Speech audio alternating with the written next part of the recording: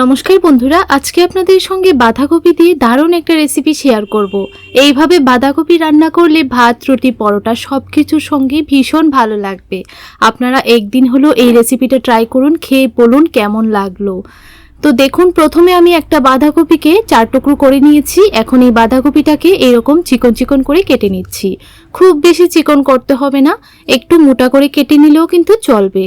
আর এই বাঁধাকপিটা দিয়ে যদি আপনারা সকালের রুটি বা পরোটার সঙ্গে খেতে চান তাহলে কিন্তু খুব সুস্বাদু একটা রেসিপি, আপনারা অবশ্যই ট্রাই করুন। আর এই বাঁধাকপিটা রান্না করার জন্য আমার এখানে 2 চামচ লাগবে সর্ষে। সাদা সর্ষে হলেও চলবে, কালো সর্ষে হলেও চলবে। এখন আমি এই বাঁধাকপিগুলোকে একটা বাউলের মধ্যে নিয়ে ভালো করে জল দিয়ে ধুয়ে নেব। এইভাবে হাত দিয়ে ভালো করে কচলিয়ে বাঁধাকপিটাকে ধুয়ে নেবেন, তাহলে দেখবেন বাঁধাকপির ভেতরেও যদি কোনো ময়লা থাকে খুব পরিষ্কার হয়ে কিন্তু বের হয়ে যাবে। এখন আমি একটা কড়াইয়ের মধ্যে সবগুলো বাঁধাকপি নিয়ে নিলাম। এখন এই বাঁধাকপির মধ্যে দিয়ে দেব স্বাদ অনুযায়ী নুন। নুনটা আপনারা কম বেশি করে দিয়ে দেবেন। এখন আমি হাফ টিস্পুন নুন দিয়ে দিলাম। হাত দিয়ে ভালো করে নুনটা বাঁধাকপির সঙ্গে মিশিয়ে নেব, কারণ চামচ দিয়ে নাড়াচাড়া করে মেশাতে গেলে একটু কষ্ট হবে, তাই হাত দিয়ে ভালো করে মিশিয়ে নিলাম। এখন ঢাকা দিয়ে 5 থেকে 7 মিনিট বাঁধাকপিগুলোকে সেদ্ধ করে নেব। আর আমি এই বাঁধাকপির মধ্যে কিন্তু একদমই জল ব্যবহার করিনি। তো দেখুন কতটা জল উঠেছে। এই জলটা কিন্তু আমি একটা বাটির মধ্যেই রেখে দেব। আবারও চুলার উপর কড়াইটা বসিয়ে দিলাম। 1 চামচ দিয়ে দিলাম রাঁধুনি আর 1 চামচ দিয়ে দিলাম মৌরি। শুকনো খোলায় ভালো করে ভেজে নিতে হবে যতক্ষণ না পর্যন্ত মিষ্টি একটা গন্ধ বের হচ্ছে। দেখুন মশলাটা ভাজা হয়ে গেছে। এখন একটা প্লেটের মধ্যে নামিয়ে নিলাম। ঠান্ডা হয়ে যাবার পর শিলনোড়ার মধ্যে গুঁড়ো করে নেব। আবারও চুলার মধ্যে কড়াইটা বসিয়ে দিলাম। 2 চামচ দিয়ে দিলাম সরিষার তেল। এখন দিয়ে দেব 4 থেকে 5টা শুকনো লঙ্কা। শুকনো লঙ্কাটা আপনারা একটু বেশি করে দিয়ে দেবেন, কারণ এখানে আমি আর অন্য কোনো লঙ্কার গুঁড়ো বা কাঁচা লঙ্কা পেস্ট ব্যবহার করব না। তাই এখানে 3 থেকে 4টা শুকনো লঙ্কা দিয়ে দিলাম। হাফ টিস্পুন দিয়ে দিলাম 5 ফোড়ন। তো ফোড়নটাকে ভালো করে ভেজে নিচ্ছি। একটা তেজপাতা দিয়ে দিলাম মাঝখান থেকে ভেঙে। এখন দিয়ে দিচ্ছি 2টো মিডিয়াম সাইজের আলুর টুকরো। আলুগুলোকে ঠিক এরকম করে টুকরো করে কেটে নেবেন আপনারা। আলুগুলোকে ভালোভাবে নাড়াচাড়া করে মিশিয়ে নিয়েছি। এখন কিছুক্ষণ সময়ের জন্য ঢাকা দিয়ে দেব, ততক্ষণে আলুগুলো কিন্তু ভালো করে সেদ্ধ হয়ে যাবে। তার আগে হাফ টিস্পুন নুন দিয়ে দিলাম। যেহেতু আমি বাঁধাকপি সেদ্ধ করার সময়ও হাফ টিস্পুন নুন দিয়েছিলাম, তাই নুনের পরিমাণটা আপনারা বুঝে দিয়ে দেবেন। তো নুনটা ভালো করে মিশিয়ে নিয়েছি। এখন ঢাকা দিয়ে রান্না করে নেব 5 থেকে 6 মিনিট। ততক্ষণে আলু ভালো করে কিন্তু সেদ্ধও হবে, ভাজাও হবে। তো 5 থেকে 6 মিনিট পর ঢাকনাটা তুলে ভালো করে নাড়াচাড়া করে মিশিয়ে নিলাম। এইভাবে নাড়াচাড়া করে আলুগুলোকে একটু ভেজে নেব। তো আবারও 2 মিনিটের জন্য ঢাকা দিয়ে ঢাকনাটা তুলে আবারও নাড়াচাড়া করে ভেজে নিয়েছি।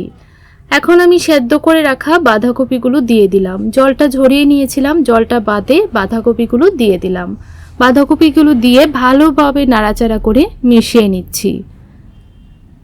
এখন ঢাকা দিয়ে দেব প্রায় 4 থেকে 5 মিনিটের জন্য। গ্যাসের ফ্লেমটা একদম লোতে রেখে ঢাকা দিয়ে দিলাম 5 মিনিটের জন্য। তো দেখুন বন্ধুরা, মাঝখানে আমি 2 চামচ সর্ষে এরকম শিলনোড়ার মধ্যে শুকনো অবস্থায় গুঁড়ো করে নিয়েছি।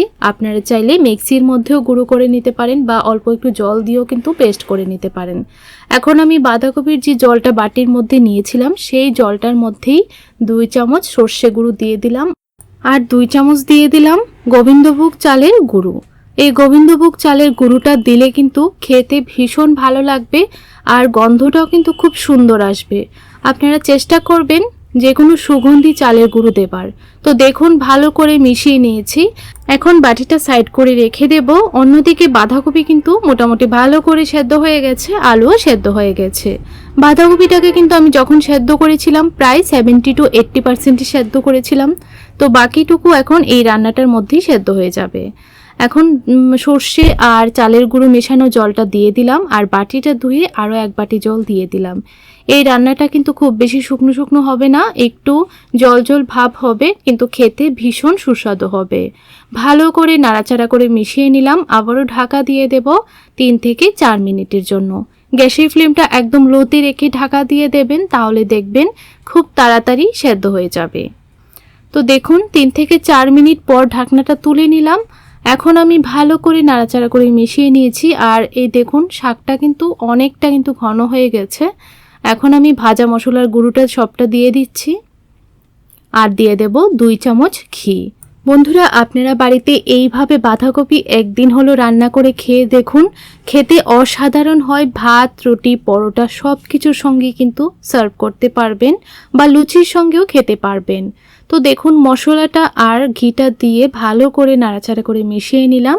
এখন কিছুক্ষণ সময়ের জন্য ঢাকা দিয়ে স্ট্যান্ডিং টাইমে রেখে দেব, তারপর একটা বাটির মধ্যে সার্ভ করে নেব। আপনাদের কাছে রেসিপিটি কেমন লাগলো কমেন্ট করে জানাবেন। ভালো লাগলে লাইক, শেয়ার, সাবস্ক্রাইব করে আমার পাশে থাকবেন। আজকের জন্য এতটুকুই, দেখা হবে পরবর্তী রেসিপিতে। ততক্ষণ আপনারা ভালো থাকবেন, সুস্থ থাকবেন।